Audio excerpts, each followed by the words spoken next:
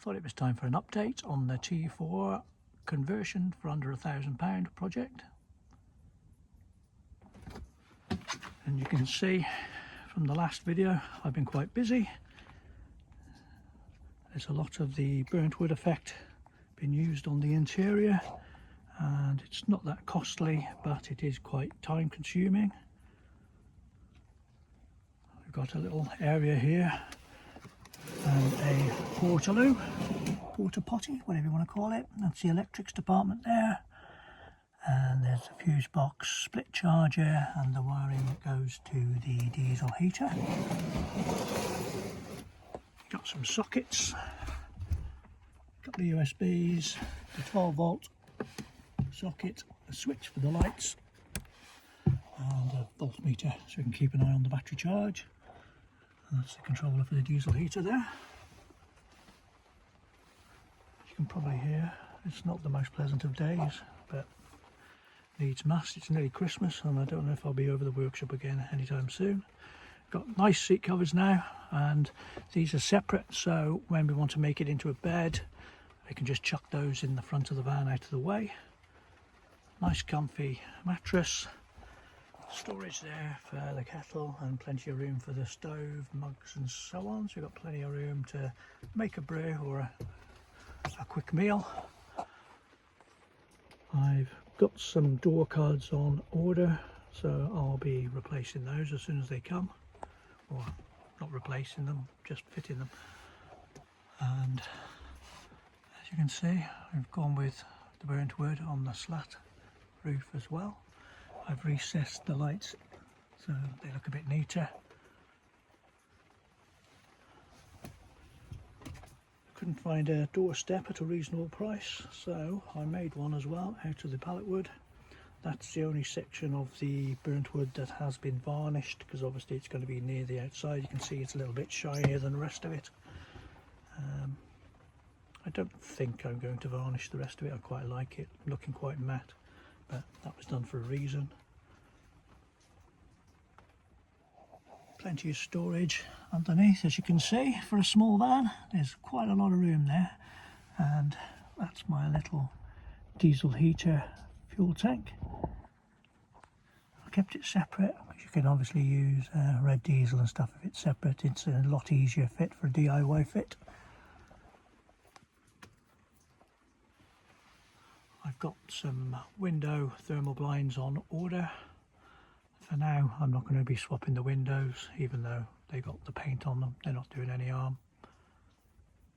So a full set of the blinds, including the cab area, are on order. The flooring seems to go really well with the burnt wood effect on the pallet wood, so I'm quite happy with that choice. I just need to go around the edges now with some sealant to make sure it's all bonded in place, and the edges again of that step I'll put some sealant round. Also need to tidy up the wiring, get it all clipped in place out of the way, and get the front seats out so I can run the cable to the battery for the split charge underneath the flooring. But overall I'm quite happy now. I can add a little section at the end with the costs and how well we've done compared to the budget of £1,000. As always, obviously time isn't included in that. When I come to sell it, it will be taken into consideration, obviously. I think it looks pretty cool from this direction as well.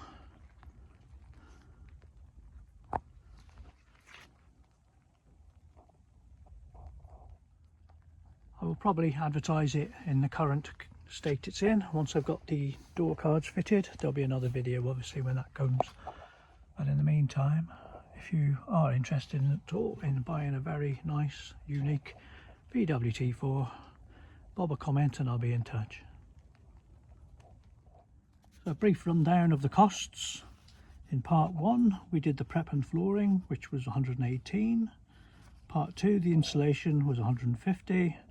Part 3 the panels and the paint for making the sides a bit nicer, the green paint there. That was £40.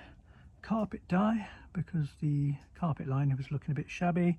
That was about £46. So I've rounded that up to 50 because obviously there was paintbrushes and things I had to use as well. The diesel heater episode in part 5 with the turret plate and so on was 160. The bed frame episode part 6 cost me around about £50, and that's not including the gas. I've added that in on the last episode because I did a lot more of the wood burning. And then part 7 was the VSR fit. That cost me around £100 because the kit I bought wasn't ready made like they advertised, so I obviously had to buy some more terminals and things.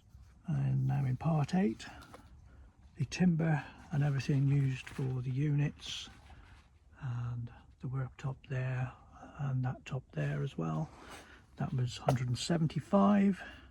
The gas cylinders used for all of the wood burning was about a tenner. I only used about 4 of those little cylinders, so that was quite good really. It's just time consuming. The loo itself there was 65. The electric sockets over there, and with the wiring and terminals and so on, that was about 30 quid. And the blinds I've ordered for all the way around the van, which haven't come yet but I'm including them in the cost, was £120. So I'm going to tot all that up now, and the grand total comes to £1,068, which, bear in mind the loo, which I don't really need and isn't part of the conversion, was £65. I'm counting that as a win. Thank you for watching, and the next episodes will be the blinds in, and hopefully we'll go and have a little stealth camp somewhere. Bye for now.